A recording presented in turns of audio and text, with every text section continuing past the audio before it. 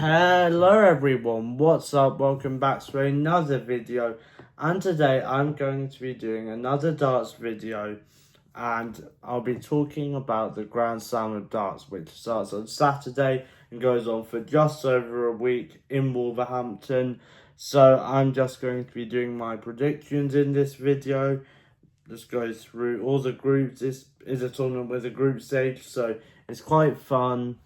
And yeah, and then it's a really interesting tournament because the group stage matches are really short and then they get longer in the knockout stages. So it's a really fun tournament. I'm excited to do my predictions for this. And yeah, if you're excited about the video, make sure you like, subscribe, ring the notification bell so you never miss an upload. And now let's get into it. Alright, so first a bit about the format of this tournament. It's a bit like the old World Cup format, so you've got 8 groups of 4 players each, and the top 2 from each group advance to the knockout stages. And then how the players qualified for this tournament is basically if they got to the final of a TV major in the past year, they qualified. Then also if they won a Euro Tour, they qualified. And then there's also some international qualifiers from different tournaments around the world and some women's qualifiers as well. And then last week, there was a tournament to fill up the remaining spaces for the tournament. So, starting with Group A, we've got Luke Humphries, who's the world number 1, won this tournament 2 years ago, which means the money he earned from winning the tournament will come off of his rankings at the end of the tournament, so he'll want to win a lot of that money back. Nathan Aspinall, who's been really good this year, especially on the Euro Tour. Michael Smith, who qualified from the tournament last week, and he's had a really good career, won a World Championship, won a Grand Slam. And then Alex Spellman, who qualified from a North American tournament. So I'm going to have Alex Spellman 4th. I just don't think he's up to the levels of the other 3 players. And then I'll have Michael Smith 3rd, who has dropped down the rankings from the money he's had to defend recently. But I do think he'll play pretty well in this tournament.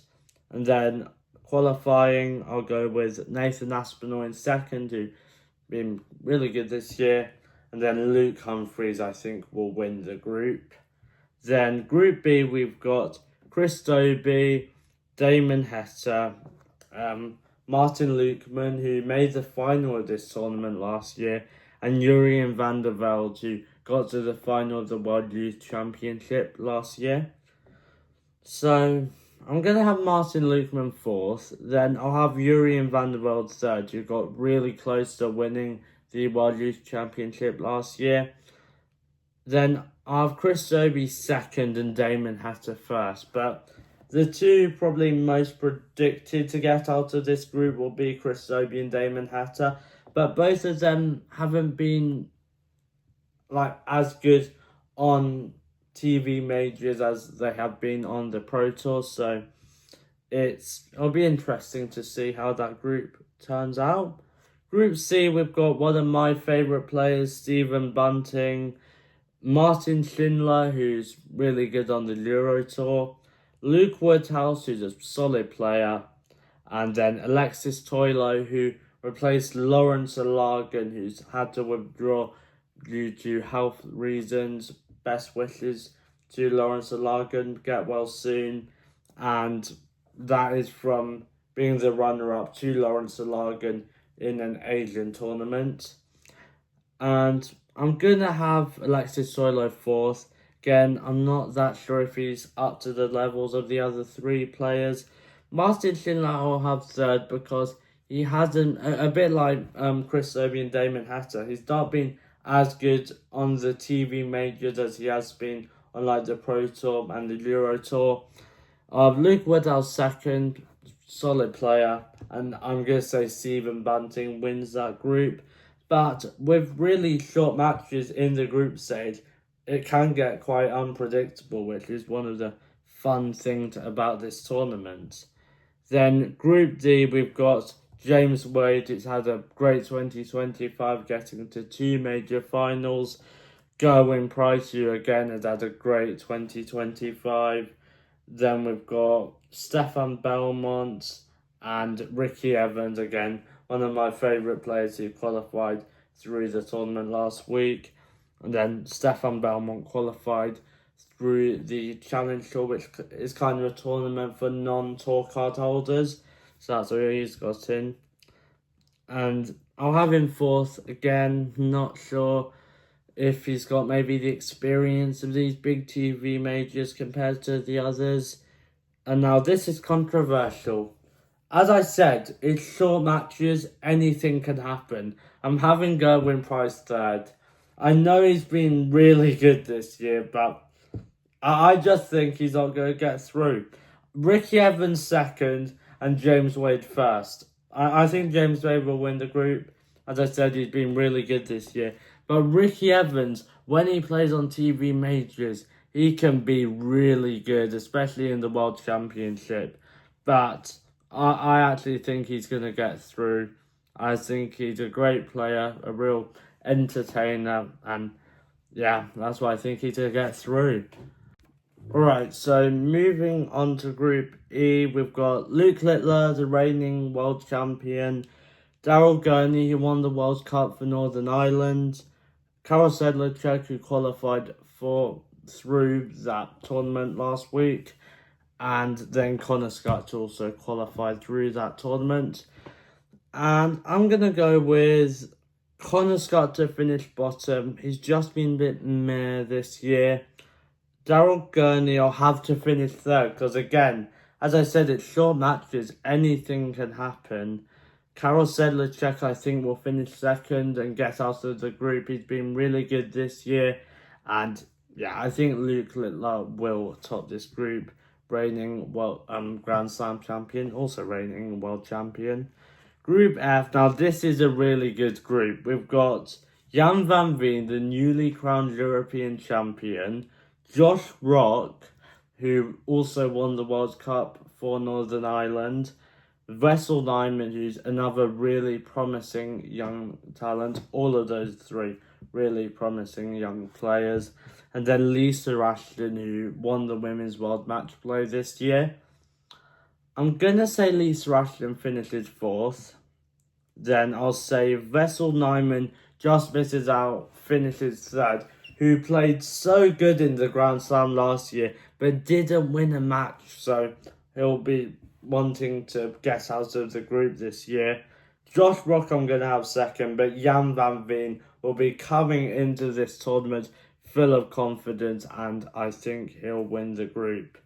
Group G, again, a really good group. Any of these four players, I could see making it out the group. But we've got Michael van Gerwen, who got to the World Championship final this year, also won the World Series finals. Gary Anderson, who's, again, playing pretty well at the moment. And it's quite well known that he loves this tournament and he would really like to win it. Nico Springer, who won a Euro Tour this tournament, he's had a good and he's had a good year. And then Bo Greaves, who topped the Women's Series this year. She's been doing well on the development tour as well. She's a really promising player. And I'm going to have Nico Springer fourth because I don't think he's been as good in TV tournaments this year in the majors. Third, I'm actually going to have Michael van Gerwen. He did win that major this year, but he didn't get to the finals out of the Premier League this year. I think he's going to miss out on the knockout stages. Then I'll have Gary Anderson second. As I said, he really likes this tournament. He would really like to win this. And then I think Bo Greaves will top the group. She's been really good this year. And she's got a tour card now. I think she's a really promising player. Then Group H, we've got Johnny Clayton, who's had a great 2025, got to the World Cup final and the Masters final. Danny Noppert, who again has been really consistent this year. Cam Crabtree, who's done well on like the development tour this year, and Lucas Venig, who got through from that tournament last week. So I'll say Lucas Venig comes bottom, fourth of the group. Then I'll have Cam Crabtree third, then Johnny Clayton second, and Danny Noppert first, because he's just been, as I said, really consistent, had quite a few deep runs in majors, and then similar thing with Johnny Clayton, done really well in lots of the majors this year. Alright, so now we move on to the second round of 16. So, like in those group stage matches, it was first to 5 legs. Now it's first to 10 legs, so it really jumps up quickly, the amount of legs. And how it is it's just the winner of Group A plays second in Group B, winner of Group B plays second in Group A, winner of Group C plays second in Group D, and so on and so forth. So I'll say Luke Humphries beats Chris Dobey 10-4. I'm going to say Damon Heta loses to Nathan Aspinall 10-6. Oh, I really hope this match happens. Stephen Bunting v Ricky Evans, two real fan favourites. I'll say Stephen Bunting wins 10-9 because when it gets to those longer formats, I think Bunting can do really well in like a World Championship and stuff like that. James Wade versus Luke Woodhouse, I'm going to say 10-5 to James Wade, been really good this year.